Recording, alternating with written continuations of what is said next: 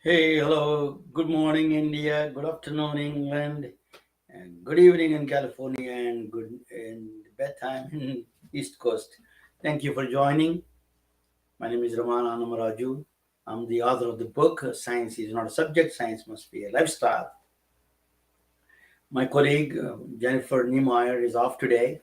She'll be joining tomorrow. She's missing today. That is her favorite woman. The following the one we are going to talk about it already.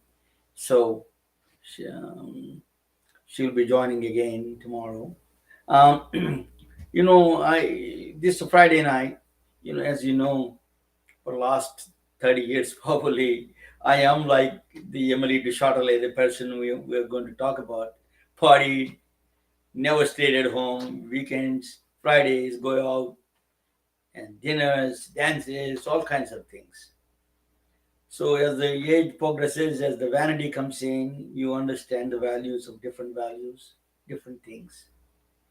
So this is what that's what the Emily de Chatelet did at the end. So she is inspiration to me, even though she is a woman. She could be inspiration to millions of women. She also can inspire men like me. Um, we're going to talk about this remarkable woman, a forgotten woman of science. Uh, you know, that's what we are going to discussion. But let me bring her. I'm going to introduce a video for you. Just a brief description about her, and then after that, I will show you a presentation. What she exactly she did? It's a remarkable. You must watch. You must listen to it. Watch it. It is really you must watch it. It is really inspires all women. It is particularly if you are a woman. You need to know what kind of things hurdles she went through when she was doing. Um, I'm going to bring here. I'm going to play this video. After that, I'm going to come back and do the actual presentation. Long before the French Revolution, scientists were not sure how to quantify motion. Equations that explain how objects moved and collided were in their infancy.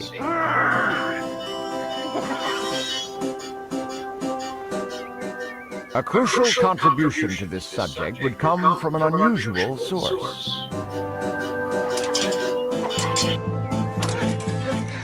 Meet the aristocratic 16-year-old daughter of one of King Louis XIV's courtiers, Emilie de Chatelet.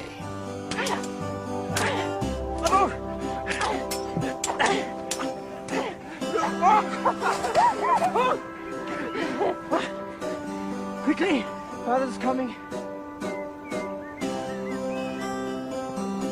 Emilie de Chatelet would have a huge effect on physics in her tragically short lifetime. Unheard of for a woman of her time, she would publish many scientific works, including a translation of Sir Isaac Newton's Principia, the greatest treatise on motion ever written. Du Châtelet's translation is still the standard text in France today.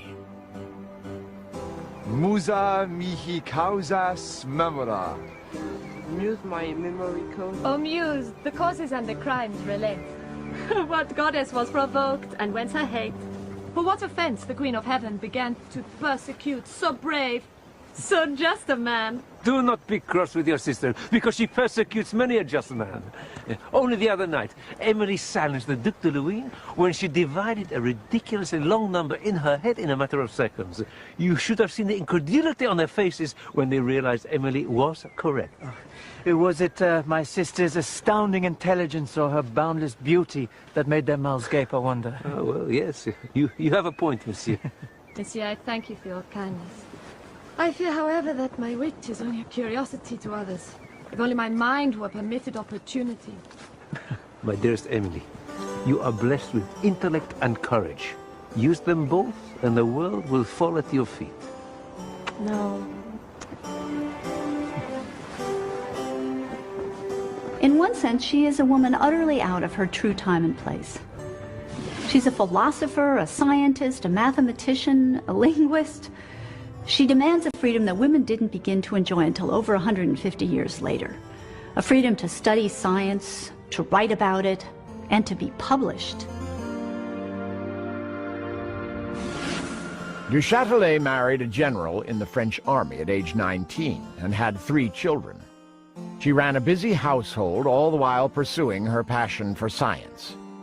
She was 23 when she discovered advanced mathematics.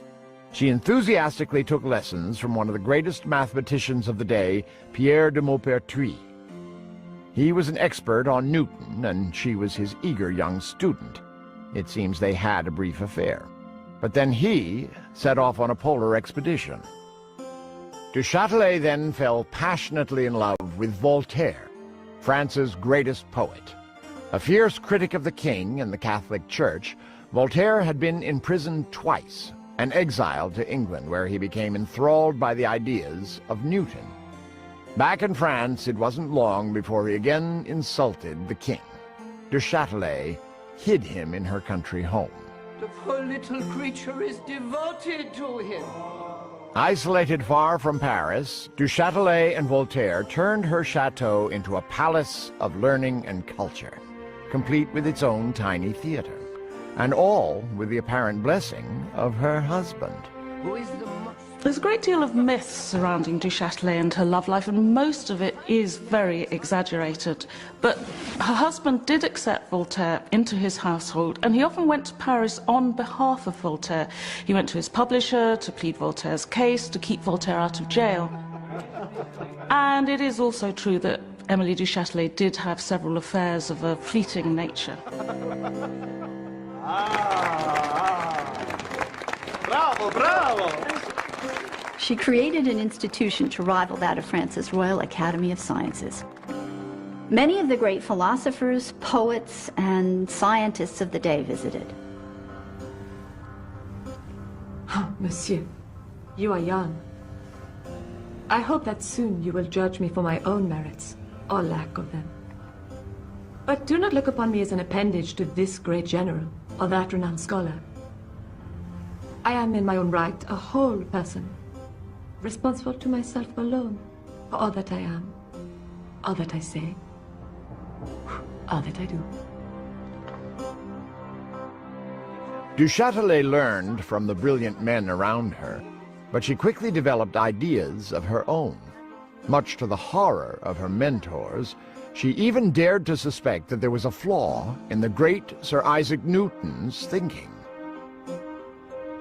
Newton stated that the energy of an object, the force with which it collided with another object, could very simply be accounted for by its mass times its velocity. In correspondence with scientists in Germany, Du Chatelet learned of another view, that of Gottfried Leibniz. He proposed that moving objects had a kind of inner spirit. He called it vis viva, Latin for living force. Many discounted his ideas, but Leibniz was convinced that the energy of an object was made up of its mass times its velocity squared. Taking the square of something is an ancient procedure. If you say a garden is 4 square, you mean that it might be built up by 4 slabs along one edge and 4 along the other. So the total number of paving slabs is 4 times 4 is 16. If the garden is 8 square, 8 by 8, well, 8 squared is 64. It'll have 64 slabs in it. This huge multiplication, this building up by squares, is something you find in nature all the time. Emilie, you are being absurd. Why ascribe to an object a vague and immeasurable force like vis viva? It is a return to the old ways. It is the occult! When movement commences, you said 'tis true that a force is produced which did not exist until now. Think of our bodies. To have free will, we must be free to initiate motion. So all Leibniz is asking is, where does all this force come from? In your case, my dear, the force, I am sure, is primeval. Oh, you're infuriating. You hide behind wit and sarcasm. You only think you understand Newton. You're incapable of understanding Leibniz. You're provocateur. Everything you do is about something else and makes trouble for you. Criticize this, denounce that. Are you capable of discovering something of your own?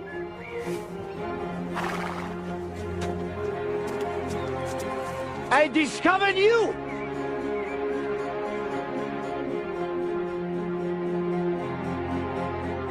Despite the overwhelming support for Newton, du Chatelet did not waver in her belief.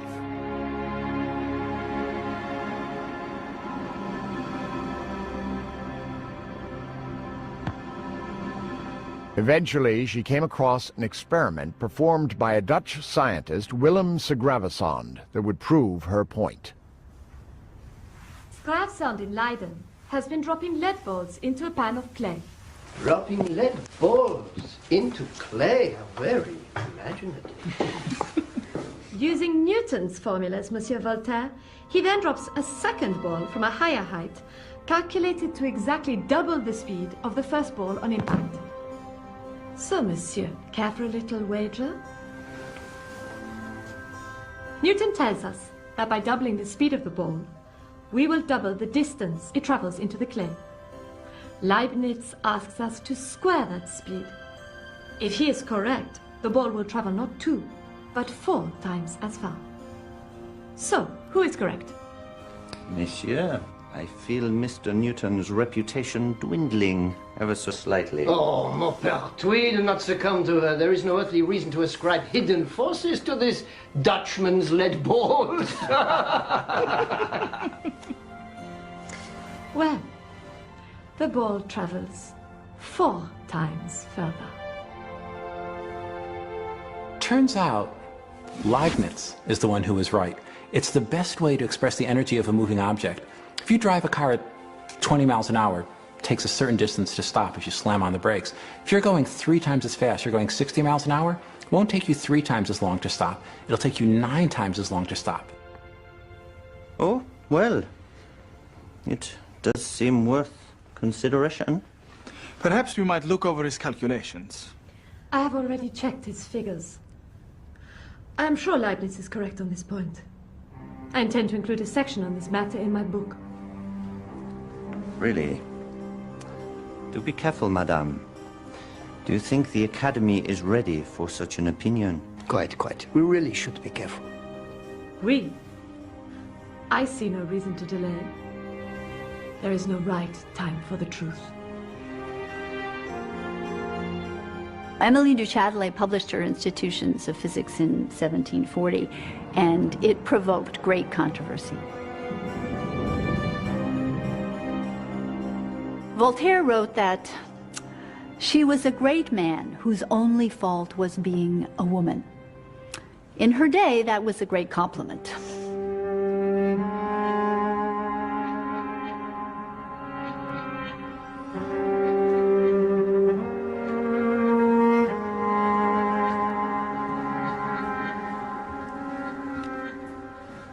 I am with child.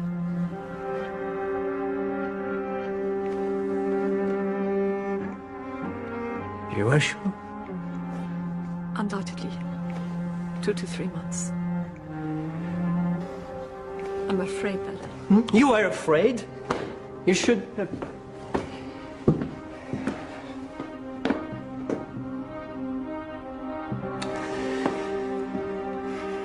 Well, this child is obviously not mine. Nor is it your husband's.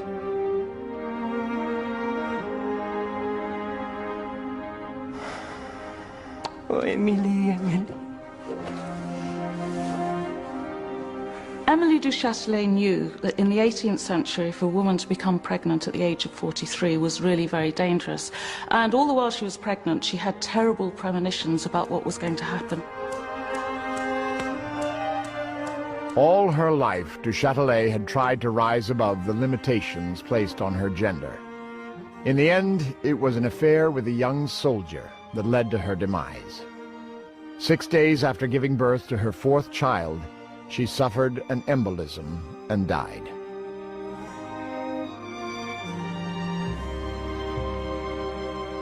Emilie du Chatelet's conviction that the energy of an object is a function of the square of its speed sparked a fierce debate. After her death, it took 100 years for the idea to be accepted.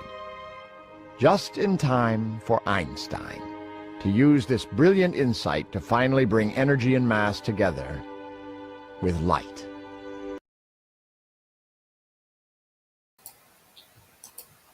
So you saw the story of Emilie de Chatelet. A lot of people don't know about her.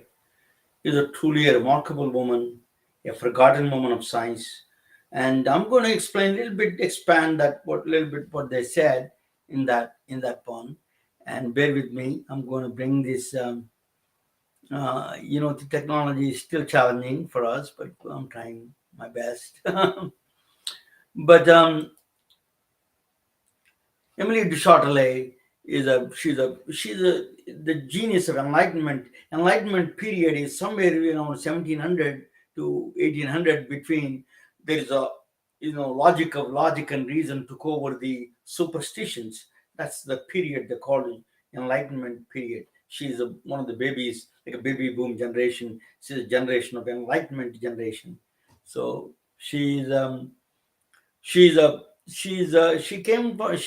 born into the right time, and during that time it was an enlightenment period. They were emphasizing science and logic and reason.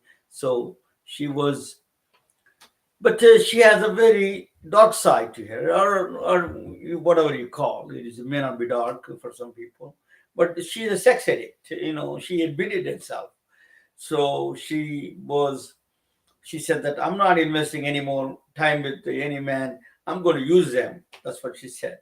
So she used men other way around, and then whenever she wants to learn something, but that particular person, she was dating them and sleeping with them. That kind of. She's a very highly sexual woman.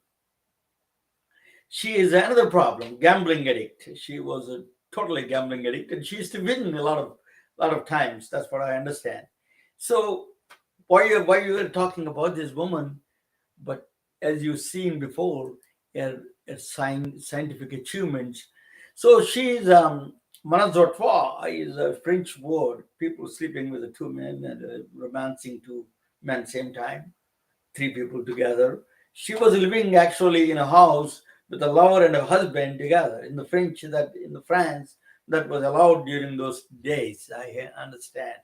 So so she was a lover of Voltaire, a famous poet, and then, as you know, then her husband Claude Chatelet is her husband. So she was staying in the same. She built a um, she built a s- sorry she built a sorry beautiful sorry chateau outside of Paris. She built a beautiful place, and then she wanted to make it it's almost like experimental place. She loved so much mathematics and science. She has a passion for science, passion for mathematics. So she built this. She had this Surrey in Surrey. They had a chateau.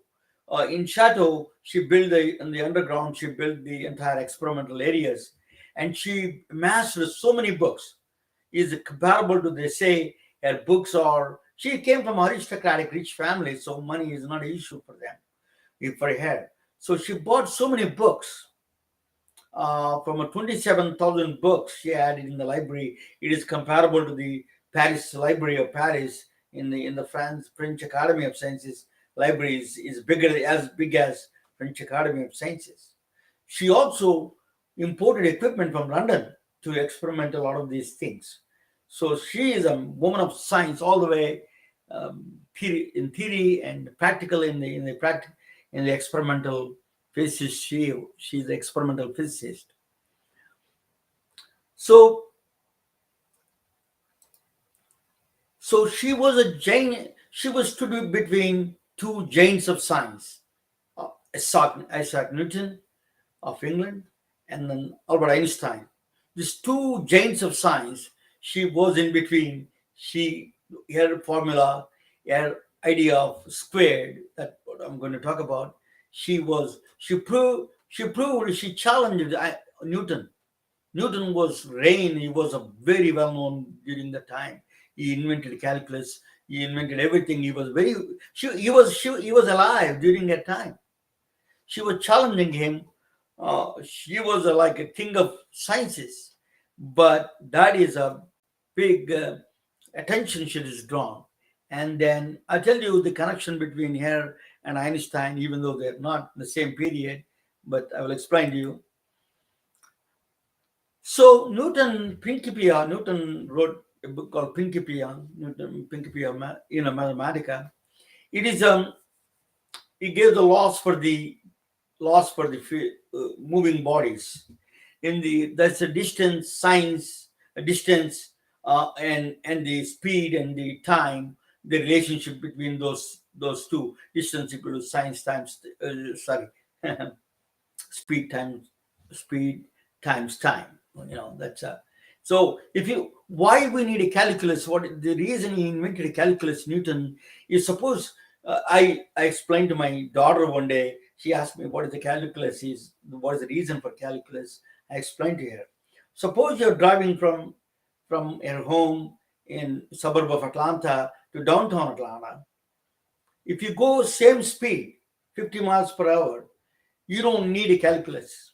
See, uniform speed, you can simply use the relationship between the distance and the speed and time. You can use that distance equal to speed times time, or if you want to speed distance over time. That's you can calculate very easily. Straightforward mathematics, math, this formula.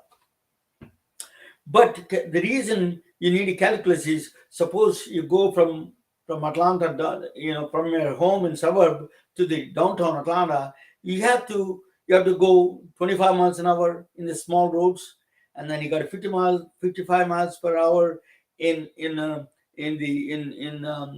highway, and then 10 miles an hour maybe in the downtown Atlanta, in the streets of downtown Atlanta.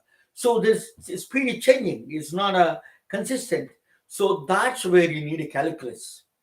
The changing things, any changes of parameters that you need a integration and differentiation, differential equations and the integral equations. That's what you need. That's what he invented. Leibniz is another scientist from Germany, also similar time, developing the same concepts of calculus. Everybody thinks calculus is scary, but if you understand the purpose of it is easier. The rate of change, like what he describes, much easier through calculus. So the Newton and Leibniz, they never used to get along. Newton used to call Leibniz his bitch. Famous scientists calling each other bitch is interesting, right? So Newton used to call Leibniz his bitch. So, but they're competitors in that sense.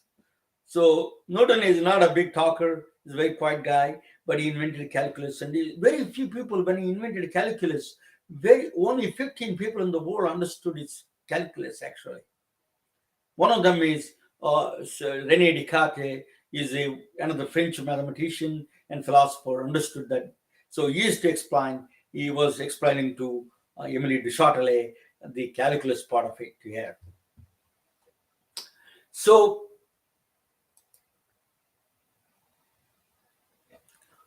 vis viva is a living force. They call a force that is this basically is related to kinetic energy. Kinetic energy is now we call it vis viva. They used to call living force. They didn't understand there's a force coming from God, a manifestation of some kind of a God force. So moving body here travels. So the energy that impacts, that it brings, is the proportional. Originally Newton suggested the speed, the living force, proportional to the energy that it creates, impact energy that it creates, is proportional to speed. The living force, is proportional to the just speed, and creates the energy part. And he gave a formula for that. But that if you throw a rock and then if you hit somebody, that is what is the damage it does. So that is what he is describing in his equation at the time. So it's a living, this Weber is a living force, very common word they used to use during those times, is proportional to the just speed. Then, but Emily de Chatelet did not buy that. She wanted to see this is just something wrong. She said that that's what she saw in the video. She did experiment and proved it's squared.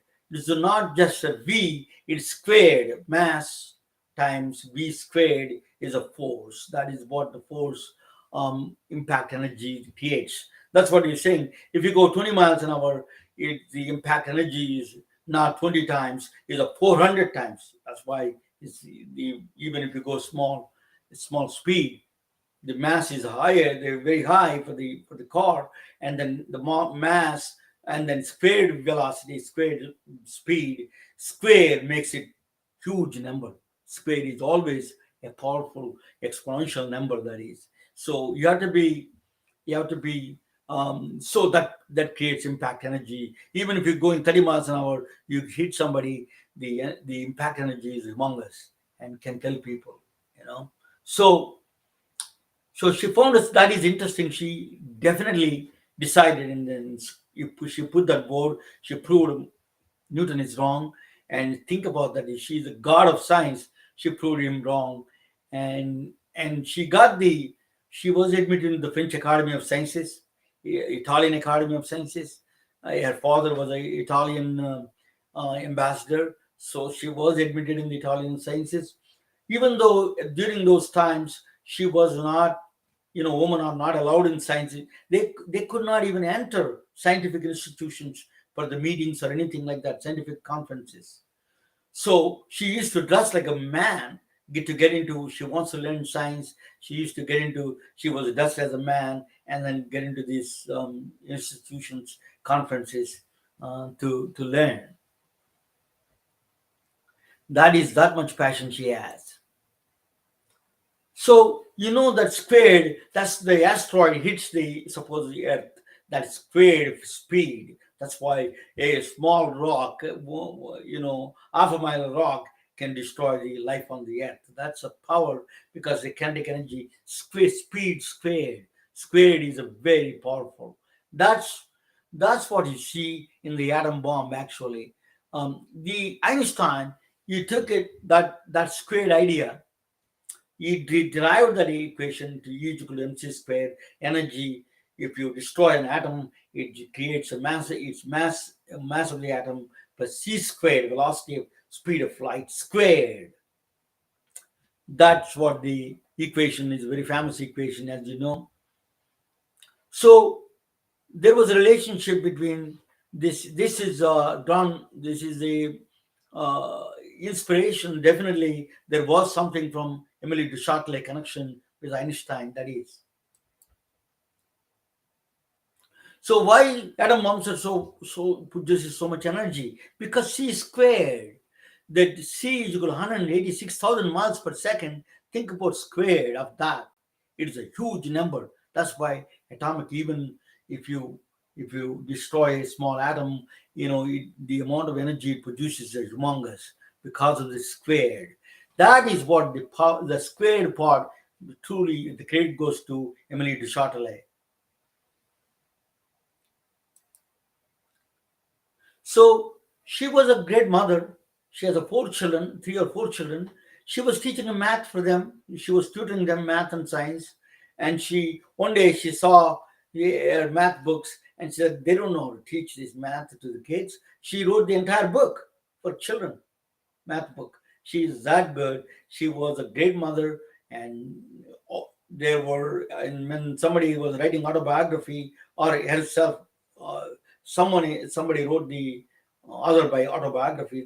The maids told how much she was spending the amount of time on the desk to learn and reading and then writing books and teaching children, her own children. She is amazing mother. So she was last pages. She translated the Principia Mathematica, Newton's book, English, is written in English, translated to French. Still is a standard textbook in France. She completely translated, and on the final pages, She was pregnant. She gave a baby birth after 1 week of baby. It was because of a late during those days. There's no safe pregnancy for a older woman. She's not old, but at the time they consider at the age of 40 is kind of old to get pregnant. And she got a pulmonary embolism and she died. She was slammed. This the she just went on. Her baby was next to her, and she slumped on the desk and died. And an unwavering passion, that what Voltaire said that a lover, a great man whose only fault was being a woman, a truly a forgotten woman of science, is unwavering passion for mathematics and science.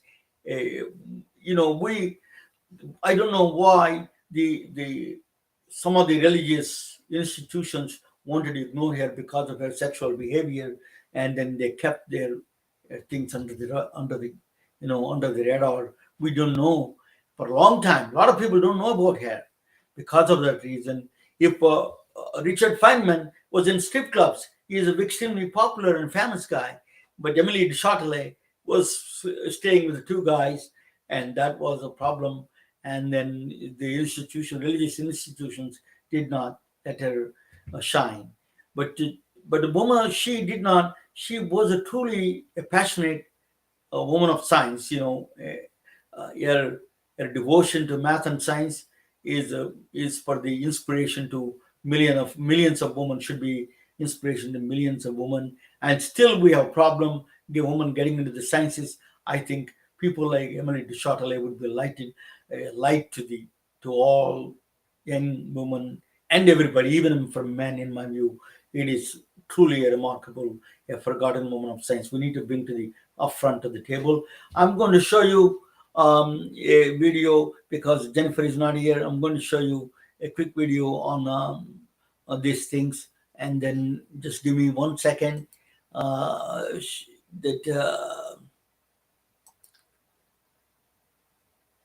Give me.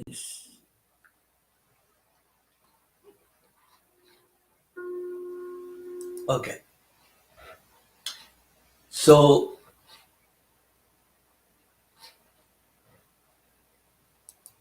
you have to bear with me a little bit. I am. Okay.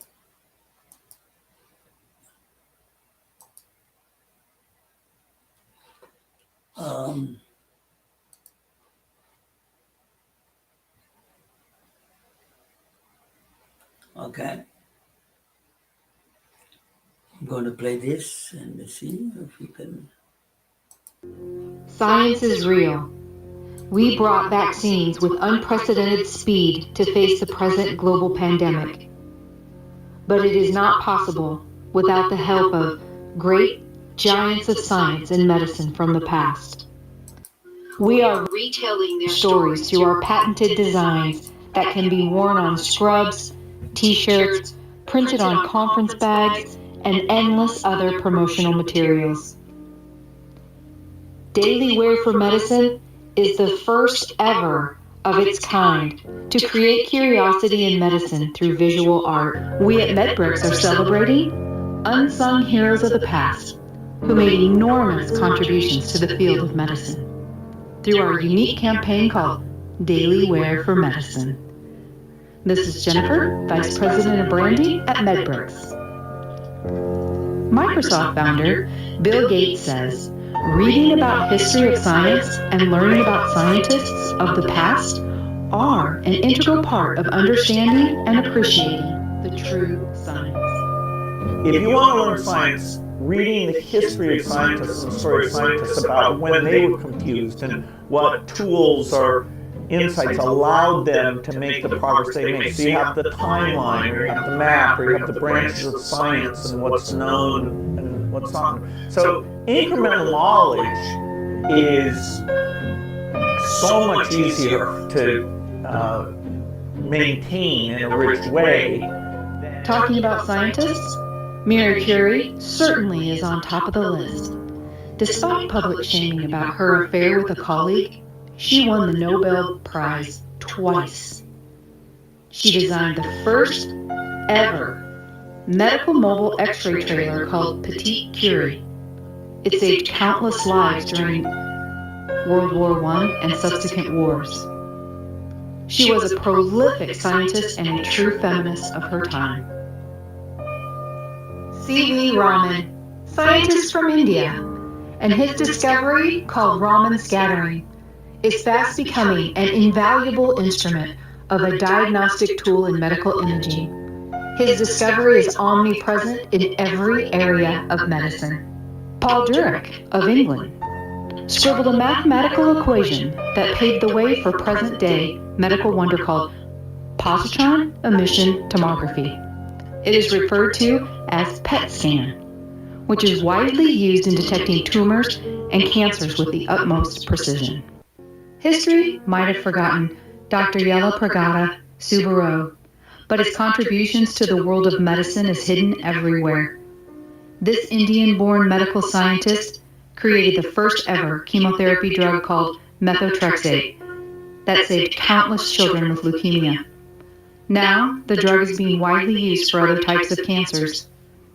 It is also used in the treatment of ectopic pregnancies, rheumatoid arthritis, and several other conditions. He is instrumental in creating the first broad-spectrum antibiotic drug called tetracycline. Let us bring this iconic man, Dr. Yelapragada Subbarao, who comes from a small town from the state of Andhra Pradesh, India, to the front lines of world history through Daily Wear for Medicine t-shirts. With extraordinary data analytical skills, might have been known as a lady with a lamp in the history books. She was the first woman to use population health analytics to fight infectious diseases. That is Florence Nightingale. British-born aristocrat Florence Nightingale championed the welfare of wounded British soldiers during the Crimean War. She put forward a detailed sanitation infrastructure plan for India to prevent mosquito-bitten malaria and other communicable diseases. She is a brainy mathematician who happened to be a nurse with unbounded compassion to fellow humans. We at Daily Wear for Medicine honor Florence Nightingale through this t-shirt representing every nurse and nursing student following their footsteps of the Nightingale Pledge. We at MedBricks are bringing these remarkable stories through visual art with our patented designs called Daily Wear for Medicine. T-shirts, conference bags, and other forms of merchandise are available through popular online networks. Creating visual art is one of the defining characteristics of the human species. We hope it creates awareness and reiterates confidence in the field of medicine, particularly in times of crisis we are in. We hope you join us in this journey in paying tribute to the contributions made by scientists and physicians alike. Thank you for watching. You can wear it, carry it, and give it.